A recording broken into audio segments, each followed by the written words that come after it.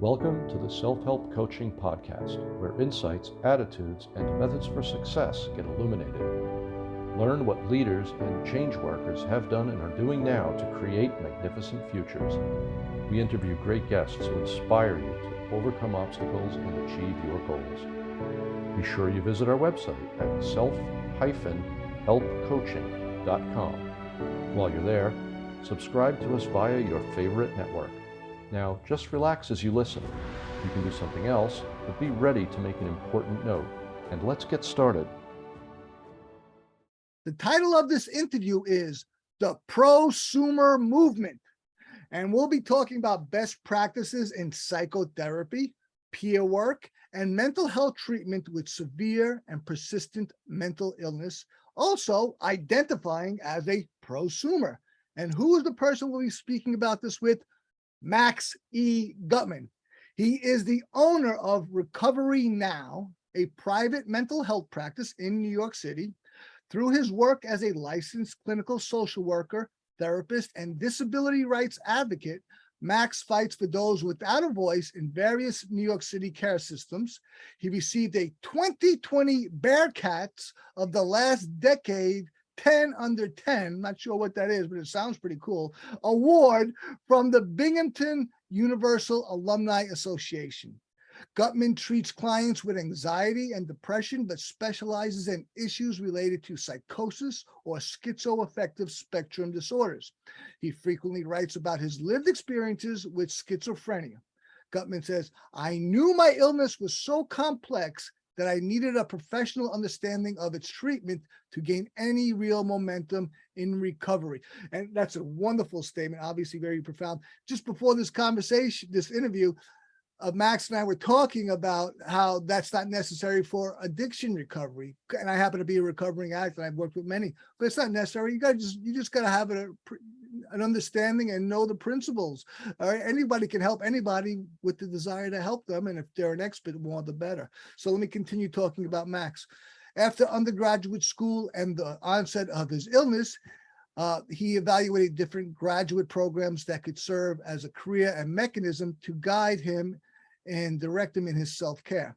After experiencing the helping hand of his social worker and therapist right after his break, quote unquote, he chose social work education because of its robust skill set and foundation of knowledge that he needed to heal and help others. In a world of increasing tragedy, we should help people learn from our lived experiences. His experience brings humility, authenticity, and candidness to his practice. People generally appreciate candidness when it comes to their health and recovery. Humility provides space for mistakes and appraisal of progress. Max thanks his lived experience for contributing to a more egalitarian therapeutic experience for his clients. That's a wonderful preface, wonderful frame and outset. I really respect that, Max. Welcome, Max. Thank you. Thank you. It's a pleasure to be here. Great. And Max and I are both New Yorkers. I'm out down in Brooklyn. He's at the bottom of Westchester. And his practice is in New York City, which is great. When I was a life coach, now I'm the head of a technological coaching company. When I started my coaching practice, it was purely telephonic. I did all my coaching over the phone, right out of my home office. I loved it. But I also had great visions of having a Manhattan office, but it was just more of a fantasy because it was not necessary for my business model. But New York, I think New York City is the root, right? So I mean, we might be biased, but did you grow up in New York? I grew up in New York. I grew up in Westchester County in Artsdale, went to Ardsley schools, and I've been in Westchester for most of my life, except for my time in upstate New York in Binghamton, where I went to school. I love upstate New York. I'm born and raised in Brooklyn, but I spent my childhood going upstate. So I was a Boy Scout, and I have such an appreciation of nature and conservationism of nature. And I'm really an environmentalist. People don't value our environment. Boy, they're missing out. You don't want to put holes in your own ship. They did. And my dad actually worked for the Department of Environmental Conservation. So as a kid, he would travel to different sites, looking at Right. meters and readings. And I like nature too, but I also love the people in upstate New York. It's a very different, it's Yes. a different mentality, and people think all New Yorkers are the same, and it's not true. No. That's That is not true. what a misconception. We have the spectrum basically like everywhere else, but Yeah. even more so because the city more is so big and has so many different things that attract people. We have all types and all kinds, and that's one of the best things about it. So let's get into what you do. Okay. What is a prosumer? That's a great question, and I don't get that question a lot. And I try to put it out there. I put it out there in my research, my writing. So a prosumer, the coin was termed in 1980, 1989 by Alvin Toepfer. He was a futurist. So basically it was applied to like, what do they say? Like economics and the economy and business. Okay. So it was a person who has experience doing their trade or their craft and whatever they do professionally and in their life. Okay. So I like to think of a prosumer in mental health as someone with lived experience with a mental health disorder and someone who professionally works as a social worker, a therapist, a licensed counselor, even a peer specialist, anyone who does it in all realms of their life. Okay.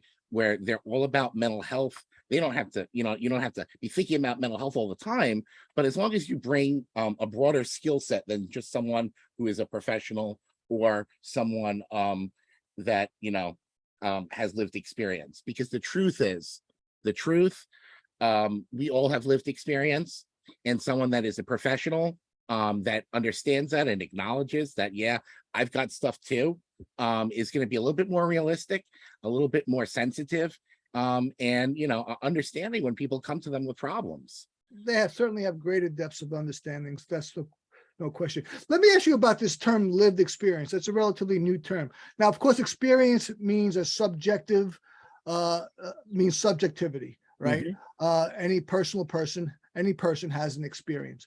And I've heard this term for the last few years. What is lived experience? What's the modification mean of lived experience, of lived to experience? So I think of it as living through a condition, or living through a treatment, living through the experience of recovery. So like your recovery, so your lived experience is your recovery history. All right. The time you spend in recovery, either sick, either healed, maybe getting your diagnosis, and the passage and journey through time. Okay, got it. Right. So it's more specifically in terms of this term about a recovery, about dealing with an issue and especially needing it, the process of healing. So the interesting part about lived experience is you don't have to necessarily be recovered, and because you could have lived experience just being sick, and so that's why the term is a little bit problematic for some people, because either something at the level for my life, I've had a lot of friends in the industry. People do that. You have friends, and I'm like, all right, I want friends that have lived experience. But then, like, oh my God, this person's hurting me. It's like, what's going on here? Because they're not quite healed yet. They haven't gotten to that point in their recovery where they're okay. And there's a lot of subgroups out there. And it's like, the man studies, and someone said, well, just because they're sick doesn't mean they're healed yet. So you have to be really careful with lived experience. Yes. That's why the prosumer might be in a better position, because they have the professional experience, or they've gotten to the point where they can start studying and they're healed, and they can, they've professionalized what they've done. Yes. Yeah. And I concur. However, I also, as we've already touched on and alluded to, I don't think it's necessary for a person to have shared the lived experience. However, indisputably, if a person has that in common, they're going to have a greater understanding, and you're going to be able to identify with them and have a greater rapport with them, which is very conducive to your own healing and therapy. You'll feel safer to open up to them, to get to more of the roots and pathology, perhaps, or whatever. Sure. And certainly, as I mentioned, I'm a recovered drug addict, and I work with many addicts, and I've created a virtual coaching program right now. We're focused solely on self-help, but later on we're going to get into addiction recovery, and it'll be more or less based on my own process that I've created. But and I have a great understanding of this. But I will endorse two outside organizations, either AA and NA, which is great, but has its minefields and its pitfalls. I'll warn of them, or SMART, which is either one, because a person needs to have both. As a coach, we work with people one-on-one. Also, there's also group coaching or group therapy, but there's something special about the collective of all the people with the lived experience, use that term, so where they can not commiserate, maybe commiserate, but have a solidarity, have an understanding, have a support, that's a support. Very, very valuable. Sure. The more people, like you say, that find a commonality, a mutual understanding, the better. I had someone who said to me once, I was, I need a therapist. You're not listening to me. I think I wrote his name down wrong, or his email or something a couple of times. He goes, "You're not listening. I need a therapist that listens." I said, "Listen, man, I don't even need to know your name, all right, to help you. Do I need to know your name to help? No, I need to know what your problems are." Yeah. The point is that we connect, and then we have an understanding of where we're coming from. And it's tough in a like I said, in a world of increasing tragedy, people just don't see how the human in people. And once we see our humanity, we're able to understand how to help each other. And that's important. It really is. Absolutely. We have to be able to identify, and this I know might be controversial, especially in the psychology field, where it's a humanity. But from my point of view, we have to clearly identify a problem to solve it. Because if not, then we're putting medication, I got my hands in air quotes, on something that it's not going to work on, is unnecessary, and we're going to leave the things that are there untreated. When I worked as a life coach, what I often did was identify the issues of a person, either ones that they presented or ones that I saw myself, and I looked at it as the person's problem, and a big problem, as a multi-legged table. And what I did is I just knocked out one leg at a time until the table couldn't be supported and it fell. And I had about a 90% success rate. And the client would be like, I would ask the client, how's that problem? And they would say, what problem? And I was like, yeah, because I knock out those legs by identifying what those problems were. That was my basic MO. Is that really controversial? I mean, maybe it is. I find out things are controversial later on, but if you're not treating a problem, what are you treating? Right. I mean, like, is the symptom the problem? Is that whatever the problem is, you need to find it. You can't throw medication at anything. And I don't like to think of behaviors as problems either, unless they become problematic, right? Yes. So yes. I could be mad. I could be sitting here manic, going like this, but for an interview, that might not be appropriate, right? That might be a problem for me. But like, unless it's not working in the context of my life and what I do, then it's not a problem. I like, if I watch too much TV, and I don't get my work done, that's a problem. But there's nothing wrong with watching a lot of TV. Right. So, it's like you said, it's subjective, it's relative. Right. And it's contextual, of course. Context is critical. But my point was about being accurate. Yes. We need accuracy. Absolutely. Assumptions are usually incorrect. Generalizing can be useful. A lot of times it's detrimental or inaccurate, but we've got to get to, not necessarily to the root. You as a professional psychotherapist, you definitely got to get to the, I think you work with the root. As a coach, I didn't work with that as much. I mean, sometimes I did, but mostly I was, I saw what the client came to me with, and then I saw the peripheral or root problems, and I worked with those as well. It's critical. And, and like you said before, as a prosumer, when someone says, well, I'm not feeling well. Well, is it this or is it that? And then, what does that anxiety look like? How does it feel? And as a person who lived through it, I'm able to really be more descriptive, as you said. Well, are you feeling this? or are you feeling that? And we're able to rule out, you know, different symptoms and really say, okay, well, maybe then you're experiencing this. So instead of being a panic disorder, it's just anxiety, you know. And from there, you're able to really eliminate perhaps over medication, the wrong medication.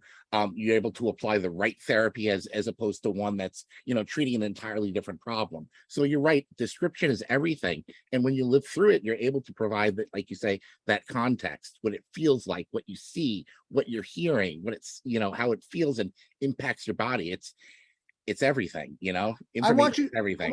to elaborate on this, Max. So we're going to take a moment to hear from our sponsor. When we come Sure. back, you're going to elaborate on this, especially as a therapist and being a prosumer. We'll come right back. We'll take a moment to hear from our sponsor. We'll come right back with Max E. Guttman. This episode of Self-Help Coaching is brought to you by Perficio. People start something, then something comes up, or they need a break or even a vacation, and they often never get back on track. Perficio is designed to allow all of this. Visit www.perficio.io. That's PERFICIO.io, where you can live your life as you learn and make progress toward your life-changing goals. You're listening to the Self-Help Coaching Podcast with me, your host, Tony Petrozza. We're having a fantastic, lively, and organic conversation with Max E. Guttman, who is a licensed social worker. Would you call yourself a psychotherapist? Yes. Yeah. Okay. Yeah. A psychotherapist, absolutely. I wanted to be certain of that. Sure. And now we're going to get into that very thing. Now, we talked about prosumerism or being a prosumer. How does identifying as a prosumer aid your work as a therapist?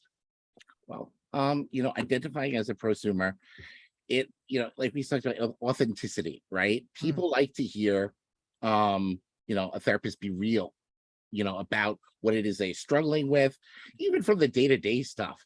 Or it could be on the level of, yeah, you know, yeah, I had a hard time waking up today. Oh my God, yesterday was rough. I wasn't sleeping well. You know, a lot of therapists, they don't talk about anything. You know, you go to a therapist like, yeah, can you talk more about that? They don't want to talk about their lives at all. Even, you know, I love my therapist, and yes, I have a therapist too. See, just like that, you know, people won't admit that they see someone. They won't even admit to a medical issue. Right. You They know, want to pretend that they're this perfection or the superiority, or just this void, this vacuum, like right. You're talking to someone who, you know, doesn't go through the experience of life. Right. You They're know? above it. They're above it. They're never late. They're never this. They're never that. You know, never a snafu, never a mix up. Oh, you know, you seem frustrated. Yeah, I'm okay, when they're clearly not. No one how are you supposed to really get help from someone who's not real about their struggle? You know, not real about the day-to-day living. So that's where I think I try to bring it into my work. Yeah. And people appreciate that, you know, it's more relatable. Oh, absolutely. So how do you help people recover from a mental health disorder, and how is your approach different than other therapists? All right. So that's I guess my approach is different in the way that I frame therapy. So, like, you know, I think we talked about earlier, recovery now, right? My private practice. So that's a great title too, by the way. It's a great title, recovery now, which emphasizes, you know, we're going to start today. It starts now because you have to start somewhere. But the point is, you know what I found, Max? Yes. Whenever someone tells me they're going to recover tomorrow or they're going to have this plan, it never happens. The recovery only ever happens now. Of course, when you're ready, when you want to do the work. And I tell people, it's right there. It's right there in the writing. If you look me up, it's if you're willing to do the work, this is going to work. If you're invested in your mental health, if you're not going to show up for appointments, if you're not going to, you know, be open to my recommendations, and it might not work out for you. But the point is recovery now. So, and one more compliment before Sure. we proceed. I also Yes. found when it says, person says, well, I'm not ready. Ready is just a code word, means I don't want to.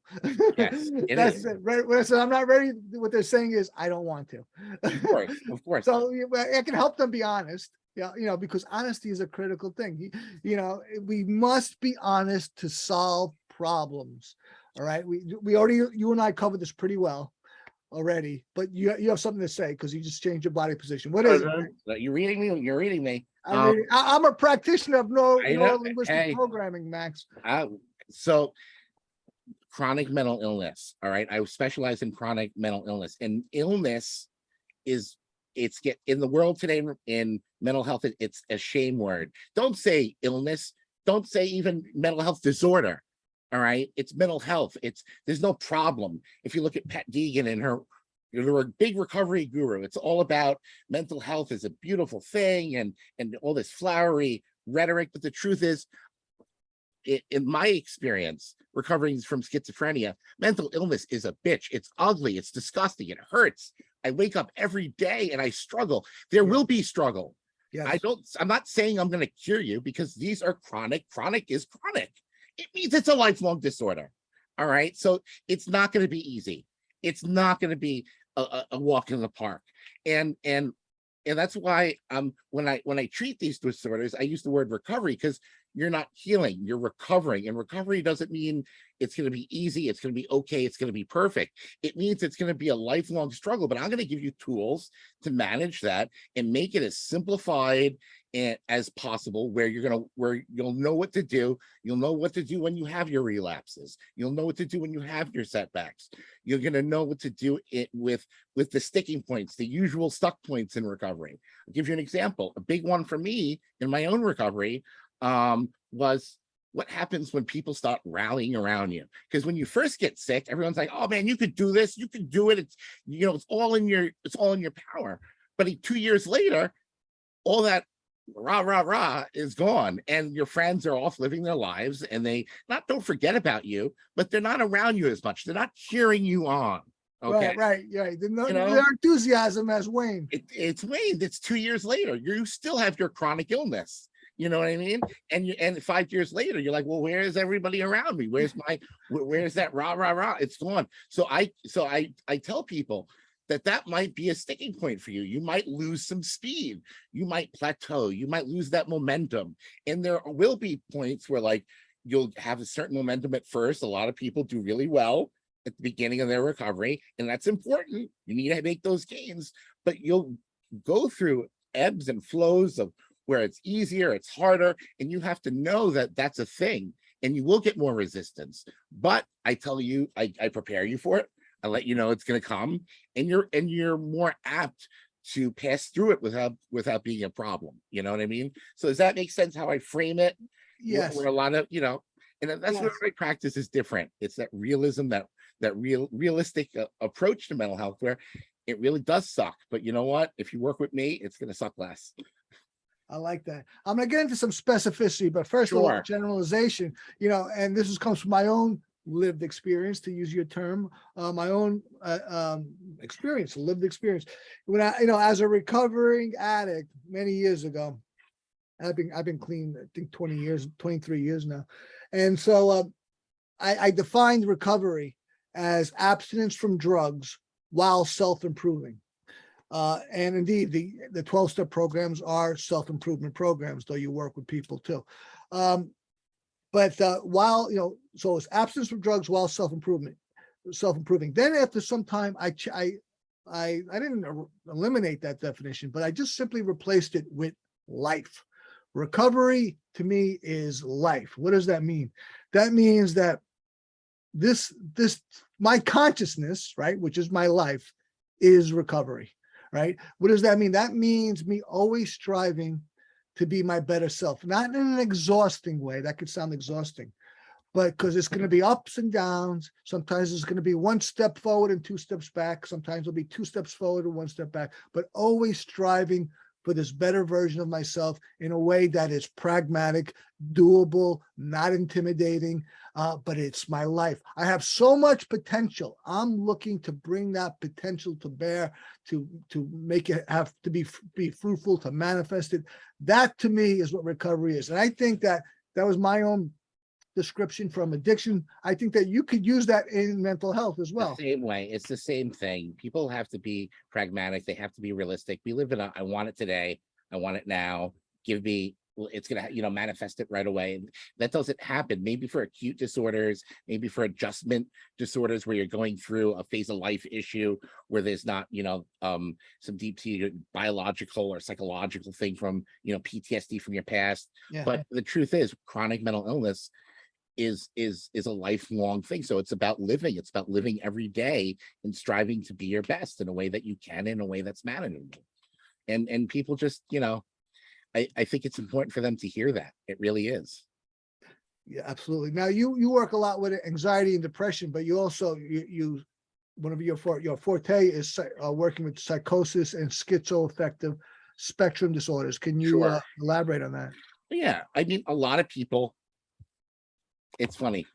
I don't want to put it in the context of. So I do a lot of writing, and I'll later put it in the context of Oh, my. we're gonna get into that. We're Yes, gonna yes, get into your yes. books next. Yes, but the thing is, so a lot of people, most people have anxiety, right? Most people have these acute sort of adjustment disorders where it's like they're stressed, or it's a divorce, or it's a work issue. I'm starting a new job, I hear a lot, and I don't know if I should take it. I'm really stressed out.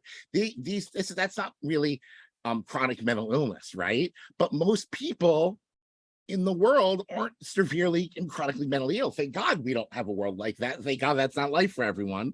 But being that I live in the world, I have to serve and provide services to most of the world instead of just the 1%. I work with everyone. So most people come in with anxiety. They come in with adjustment disorders. They come in stressed out. They don't know what to do. They want better ways of coping. But for most of their life, they'll probably won't be symptomatic. But I do work and specialize with people with chronic mental health disorders. When I trained in evidence-based mental health, my first placement was on an ACT team, assertive community treatment, which pretty much to this day is a hospital without walls, the highest level of care in the outpatient mental health system before you're inpatient. And for billing purposes, so most people know, for your insurance, being enrolled in ACT services is the same as being inpatient. So, it's severe. I work with people and have treated people that are really, really struggling. So a lot of my skill set is getting people from here to here, not from here to here. Does that make sense? Right. And our audience is really listening. Max had his hand on a lower Yes. level as opposed to a higher level. Yeah. Much more accessible, much Yeah. more realistic. I work with people that need to make that will, just a little bit of relief is going to be a godsend because Right. of just the enormity of what they're struggling with, Right. as opposed to Right. people that are making it feeling a little better. You know what I mean? So Right. my skill set is really targeting people that are struggling with the hardest possible life issues, circumstance, biological, maybe they've comorbid medical stuff, maybe they've got terrible diabetes, they're impoverished, they've got mood stuff, they have all sorts of environmental challenges. Those are the people that I struggle with. People that have to go out to their homes because they can't make it into the clinic, so that's those are the people I really want to help. That's fantastic. Let's take a moment to hear from our sponsor, and we'll come right back with Max E. Guttman. This episode of Self-Help Coaching is brought to you by Proficio. The pandemic has painfully shown how we must have money put away, not just for a rainy day, but for a whole bunch of them. You must accrue wealth to really be okay. Visit www.perficio.io. That's PERFICIO.io, where you can truly learn financial principles like never before so that you can have the future you really want and need. You're listening to the Self-Help Coaching Podcast with me, your host, Tony Petrozza. We're having an incredible conversation with Max E. Guttman, and I'm going to say why. I mean, yes, definitely the guy knows what he's talking about, and he's a licensed therapist and he's an author. We'll get into that. But, I can really detect, and it really resonates with me, how much you care. And undoubtedly that must, your clients must get, that's not just get a lot, but that's got to be the vehicle of their healing. I mean, that comes right through how much you must care and how much you do. Thank you. You I'm passionate. I'm very passionate. Yeah, yeah, I'm very passionate. I feel it, sir. I feel it. Great. So, and also, I was a life coach. Now I'm the head of a tech coach company. And we're going to create a self-help app that's going to revolutionize self-help. Okay, great, blah, blah, blah. And I'm a practitioner of NLP, neuro-linguistic programming, which I found in coaching is, there's a lot of, hype about NLP, but in coaching it is probably the best thing out there in coaching. And do whatever works. And then you can draw from just about everything. Anyway, that said, recently, and I'm an ex-paratrooper, airborne infantryman, right?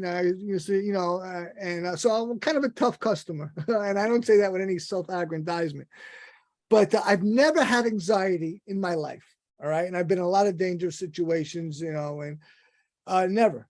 And then recently, I had a new girlfriend, and this is relevant.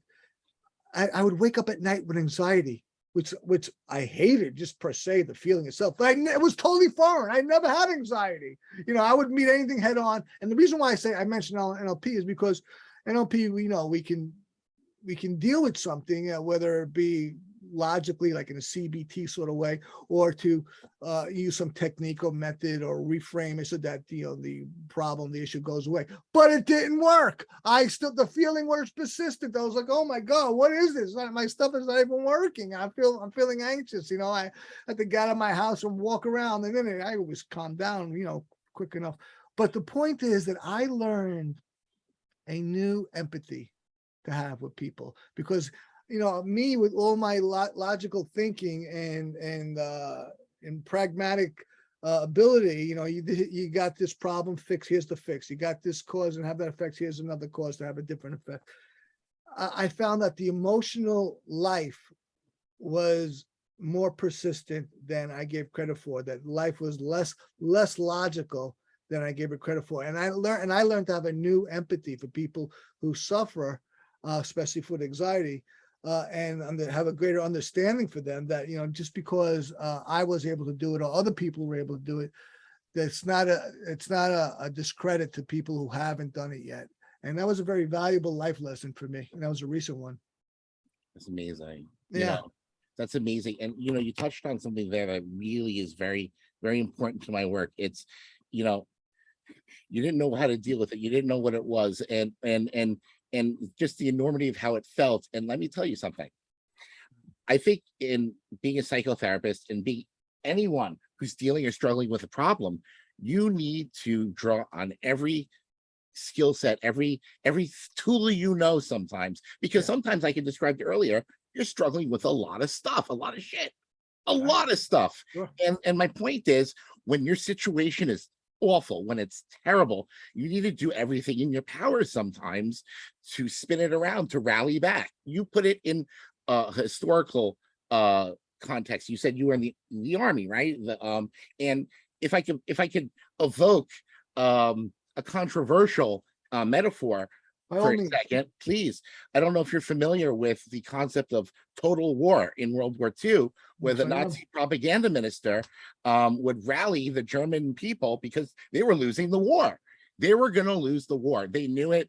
It wasn't going to be a good thing for the Nazi leadership. I mean, it was going to be a good thing for Germany, but they were going to lose. And they knew if they didn't do everything in their power to turn the tide of the war, the Germans were going to be defeated. So I like to think of it as total recovery. Let's evoke that metaphor. Let's reappropriate it. That's what my writing's about.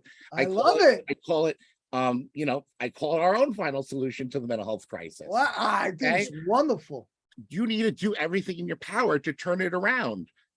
Whether that be, but not an anti-Semitic way. Not an anti-Semitic. and that's not, I mean, as a Jewish person and as a person who likes to reclaim language and reappropriate it and put it in a helpful, more productive, meaningful context, do what you need to do. If I do that, if I need to do that to think of my own recovery, what do you need to do to turn your life into a more productive way of thinking, into maybe, whether it's financial, whether it's seeing a therapist, whether it's being realistic about your problems. You need to do sometimes everything in your power to turn it around, or it's not going to work. It's not. It could be the timing of it. It could be anything, but sometimes it's going to take all you've got. And that's just the truth. I learned that lesson as a young soldier in a kind of microcosm. I was an infantryman, a real, most people in the Army are they're not even combat soldiers. They support the combat soldiers in, like, say, administration, medical, transportation, whatever. I was a combat soldier. So I was in the woods suffering quite often, right? And you'd be out there, you'd be miserable. You'd be freezing. You'd be wet, soaking wet even. You'd be tired as hell. You'd be hurt. It was rough, man. Let me tell you. I even got frostbitten, and sometimes you'd be like, you just wanted to stay still, even though you had something that might have improved your comfort, like maybe dried socks and your feet are wet, but you don't even want to take your boots off because you're so tired. I learned this lesson on my own, that I could improve my comfort or my situation, but a lot of times I didn't want to, because it would take energy or effort, or it would change a moment of comfort I was having. But I learned something because of, my whole experience, is that if I have it, to use it. If I got it, use it. And I didn't have much as this soldier out in the middle of nowhere. But if I got it, use it. I had a poncho and it was raining on me. Put that damn poncho on. Sometimes you don't want to do it because you're already tired. If you got it, use it. And then later on in life, as an entrepreneur and as a coach, I implemented this as well. Whatever resource I have, and we have a lot more resources than we even realize. That's it. Resources. Thank you. You bring them to bear, because I'm telling you, I'm sure Max, I can see this resonates with Max. It will make the difference. Whatever you've got, you don't know how difficult your enemy is, to use continuing with the metaphor. Thank you. But the more resources you bring to bear, the greater the probability of your success, your victory over that enemy. I like that. Thank you for putting it so well. That's exactly I just added on what you yes, got, I Max. love it. Go ahead. I love it. No, it's so true. It's so true. Whether it's saving all your change so you can eat dinner at night, or whatever it is, utilize every resource you have available in the context of your recovery. That's how you do it. Absolutely. Sometimes that's all you can do to do it. Sometimes Absolutely. That's how it will work.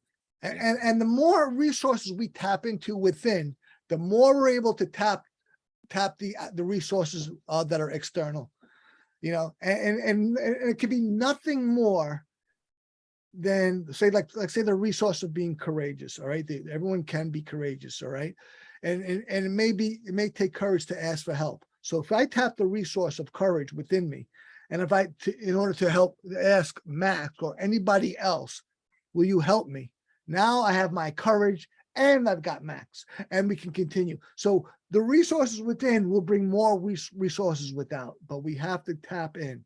That's the prosumer, though, right there, right? Hey! That's the prosumer, right?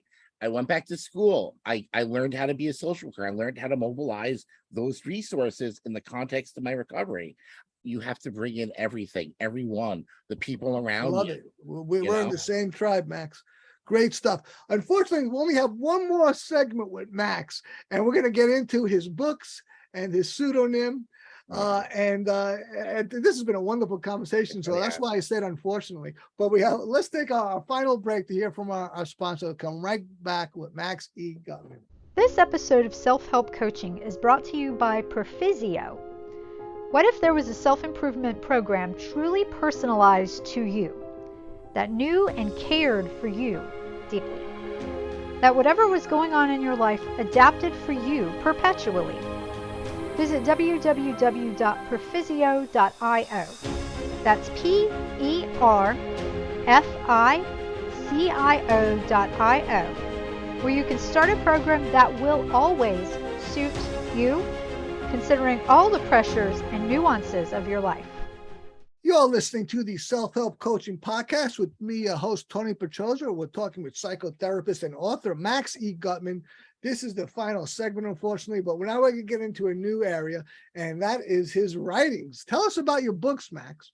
All right. So I wrote some memoirs. I started writing, maybe it was 2019. It was about 3 years ago. I started blogging. Okay. And I put little pieces of stories together, little articles on mental health, being a prosumer, just little tools and tips to help people, mental health blogs. But I said to myself, I needed to go deeper. I wanted to do some psychological repair from my own break years ago. I wanted to really look at what happened. And I wanted to offer something different in the world of mental health memoirs, because I don't know if you read any mental health memoirs. It's either, a lot of them aren't even written by people with a mental health disorder. They're written by a doctor that works with the person, their social worker, maybe they're co-authored. And a lot of them that are written by people with mental health disorders, they don't make a whole lot of sense sometimes. It sounds like the person is still struggling with whatever it is that's going on. It doesn't sound like they're quite healed. Right. So you got both sides. The All experts, of it. the experts who it's just they're from their not Purely ivory professional. tower, not Yeah. the ivory tower, but they don't have the relation, and then the relation who hasn't healed enough. Yeah. And you've got all of that. And I said, I wanted to bring in something different. I wanted to bring my professional style of writing, and in like professional social work language. And when I went to school, when this all happened, I was going to be a writer. I was going to be an English professor. That's what I wanted to be. I wanted to be a writer. I wanted to talk about writing. And Wonderful. and I always said, you know what, I want to find a way to reclaim that too, to really continue on that journey. So I wrote the book. I always wanted to write as a writer. And I enmeshed it with that social work language. And if you read my books, my autobiography, it reads like a novel, like a novel that you would read in 11th grade, 12th grade. It's called, the first one was University on Watch. It's about me as a student. I was, in plain language. I would I'll write like I was on the heyday of my young adulthood, but I'll talk about the medical issues I'm struggling with in very social work language. So anyone that's a professional can understand what's happening Right. in professional terms, but the reader who's a layman can also read it and say, okay, I understand the story. And they can from a social work perspective, it allows the layman to say, okay, now I get what's happening. Now I can learn from this in a professional sort of way. So anyone could really access the book. It's all about accessibility. Yeah, you're getting both sides big time. You're getting all of it. Fantastic. And and I wrote a book about middle school, because as someone with schizophrenia, really the illness starts very early on. It's called prodromal. It doesn't, in the context, it may not look like schizophrenia yet, but something's happening. So I wrote a book about middle school, high school, and college. And each one they stand on their own. Separate books that stand on their own. They're all their own story, but they walk into each other. So that's a little tease. Oh, that's so wonderful. The end of one book, I'll allude to what's happening in the next. And It's a segue. It's segue. It walks right into the story. But they stand on their own. They're very relatable. They're very professional.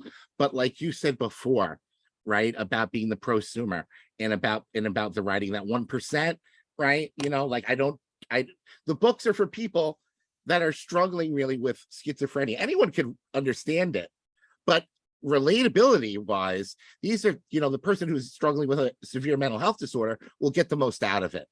But how many people in the world have schizophrenia? Like 1-2%. So that's why I think the books are still unknown. People don't know about them. Most of the world is not looking for them. Okay. We're gonna get the word out, Max. How many books have you written? So there are 4 books out there that are under the name J. Peters, my pseudonym, because as we talked about before, that metaphor, I took the name Peters from, I think it was World War II movie about an identity issue. It was Europa. I watched it as a kid. The Jewish boy who had to conceal his identity in order to live, he had to do whatever he had to do in the war to keep living. It was the Holocaust, and that's where the metaphor comes from. That's where all my writing sort of stems from, that imagery. So that's where J. Peters, Jacques Peters, in this book, that's who I am in the book.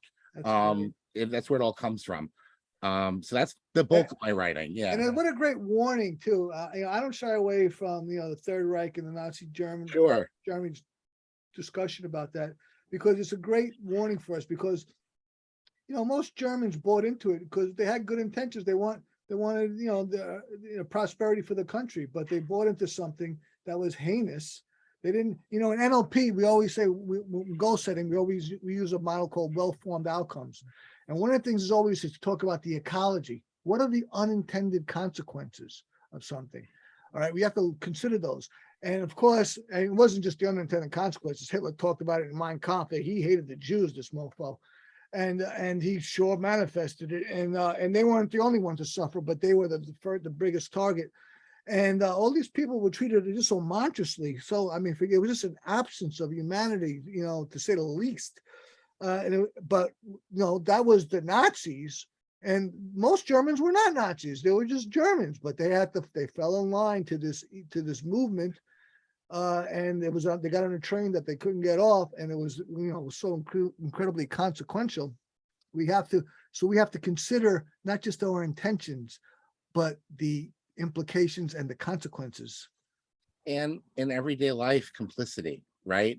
Are you going to choose, right, to partake in something? It's very interesting. It's like we see stuff happening that's bad around us all the time. Are you going to fight every war, or are you going to get involved in that battle because it means something to you? Absolutely. You know what I mean? And you're going to have to pick and choose your struggle, pick and choose your battles. But some battles you're just pulled into. Sometimes you're that person. There were Jews in the war that had to facilitate the final solution. They worked with the Germans. Right. They were Jewish people that sent people in the gas chambers. That happens to us in your job. You have to fire someone you don't like, but you like them and they're a good person, but the boss told you to do it. Are you going to just follow orders, or are you going to choose to be your own person? It's about who you want to be and the identity you want to choose. I chose J. Peters when I wrote my book, to evoke these concepts. That's great. But that's just my autobiographies. If you want to look up my research, I have a lot of stuff out there in academic journals, other places. Yes. But I would start with the writing, with the autobiography. Find out what I'm about, Absolutely. How do people find you? How do people check out your writings? Where do they go? It's everywhere. They're not on the bookshelves, unfortunately, but they are. You can order them in just about any store, any vendor. Look online, J. Peters autobiography. You could order it in any store. You won't see it on the shelf, but hopefully it'll be in your home one day. Great. And what about your blog? Is that Mental Health Affairs? Mentalhealthaffairs.blog. And if you want to look up some of my writing, you'll find a lot of other sites too. It'll be a Man in America. It'll be NAMI, the National Alliance of Mental Illness, publishes a lot of my blogs too. They might start in mental health affairs. So if you want to know the freshest and the latest thinking, start there, but you'll find it everywhere. My work is really disseminated throughout the mental health world. Right. So they can go to mentalhealthaffairs.blog with J. Peters. J. Peters. Yeah. On the blog, I still write under the name J. Peters. Okay. Yeah. And then the Mad in America. It's Max Guttman everywhere else. Max Guttman. Yeah. So if you want to look up Max Guttman or J. Peters or Maxwell Guttman, because I think in Britain, a lot of the blogs that publish me overseas, they use the word Maxwell. They use Maxwell Guttman. Don't ask me why. That one I can't tell you. And I understand you have a free offering for those who go check out your stuff. What is it? I'd love to send everyone a PDF file or a what do they call that? Any sort of document that will allow you to read my first book, electronic file of Wales Middle School. Wow. Start off the series. A free book. It's a free ebook, basically. Fantastic. I'll send you an ebook of my first book. Maybe you'll like it and you'll read the others. Okay, where specifically do they have to go for that? They just have, if they can email me so I can just send them a copy. Okay, go ahead and say what your email address is. Yes, maxwellguttman@gmail.com. Maxwell Guttman, that's 2 T's. Yes. At gmail.com for your free ebook. That's the first school? Wales Middle School. It's called Wales Middle School, The Rise of J. Peters. Okay, the Wales Middle School. Great. So very good. So excellent stuff. Max, you have been an excellent guest. I really appreciate it. You've shared on so many facets of mental health and more. And I love your bold use of metaphors. Fantastic, great stuff. Do you have any final remarks for the audience? Well, I encourage everyone to, like I said, recovery now, start today. If there's a problem you're having, meet it head on, or find and do whatever you need to do to tackle it. There are resources, mobilize all of them. in your recovery. And I just want to say it really was a pleasure being here today to hear some like-minded conversation, to be on the same page with someone. That's what I need to do to keep doing this. Like you said, sometimes we have to mobilize all of our resources. Hearing someone that thinks the same way, that's a resource for me to keep doing what I do. Great. I really appreciate it. Thank you very much, Max. It's been a pleasure. And remember, everyone, we're all responsible for ourselves, and we could all use a little help. With that, thanks for listening to the Self-Help Coaching Podcast. Thanks, Max. We'll see you next time. Thank you for tuning in to the Self-Help Coaching Podcast, where insights, attitudes, and methods for success get illuminated. Learn what leaders and change workers have done and are doing now to create magnificent futures. Remember to visit our website at self-helpcoaching.com and enjoy even more great episodes like this one. Again, while you're here, subscribe to us via your favorite network. We look forward to seeing you next time on the Self-Help Coaching Podcast.